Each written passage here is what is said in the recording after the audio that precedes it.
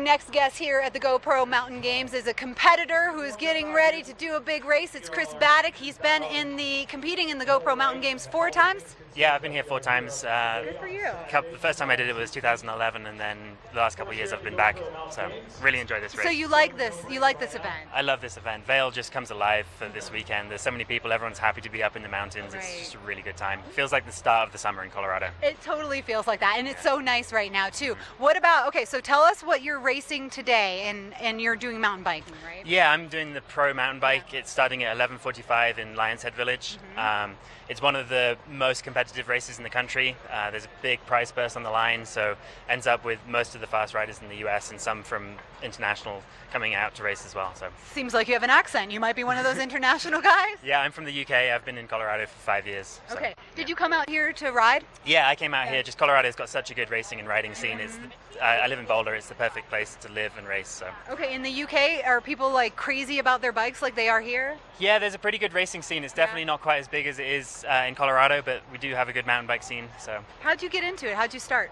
I used to be a track runner, and when running got boring, I just started mountain biking for fun, and then some friends started racing, and just got into it that way, and now fully committed, fully obsessed with racing. So. Well, you came in 7th place a couple years ago in the GoPro Mountain Games. Are you looking for a win today? A win would be pushing it, but in terms of expectations, the prize money goes to 6th place, so last year I was a little bit disappointed to miss out. Oh yeah, because you were 7th. Because I was 7th. Oh, Chris, this year, yeah, come on, top 6. This year, top 6 is the goal. 5th I would be really, really happy with. Okay, so how long is the cross-country race today, and how much elevation gain are you going to be getting? So we do 3 laps on Vail Mountain. Each lap is about 6 or 7 miles.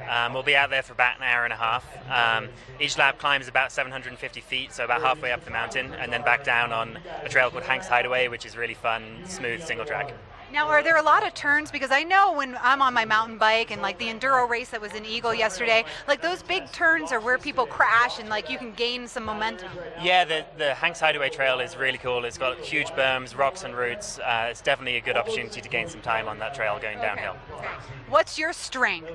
My strength is definitely the downhill. I hold on the climbs, but the reason I ride mountain bikes is for going back down the hill. You like the speed, huh, I like Chris? the speed. I like the rocks and roots. I like flying through the aspen trees. That's you like fun. the rocks and roots. See, I I'm love like, the rocks and roots. there's So a rock good. right there. Yeah. You can climb right over them, can't you? Yeah, well, we have awesome mountain bikes that really have like amazing technology, front and rear suspension. It makes it really, really simple. All right, well, get techie for those folks out there that are mountain bikers because we have so many of them here. What do you have? Riding a Scott Spark 29er front and rear suspension. It weighs in about 20 pounds, so pretty lightweight. Got a handlebar lockout, which means I can lock out the rear suspension and the front suspension at the same time. So when I'm going uphill, it turns into like a fully locked out bike, and then on the way downhill I've got amazing suspension. And then the gearing, we have one chainring up front, which is kind of the modern way that mountain bikes work, and then 11 gears at the back, so lots of opportunity for going up and downhill. And really just kind of pacing yourself with the speed. Now 3 laps, that's a lot, lots of elevation gain. How do you mentally prepare for it, and how do your lungs prepare for it? Lungs prepare for it. I've been up here for a few days already, just getting used to the altitude a little bit. Did a pre-ride yesterday, rode the course, make sure I know all the lines and things like that. The way the race goes, the beginning of the race, the first 10-15 minutes is pretty much all out, trying to jockey for position. Okay. And then after that, everyone settles into a bit of a rhythm. Now, if you don't get out in front at first, are you kind of doomed? Not doomed, but you definitely are at a little bit of a disadvantage.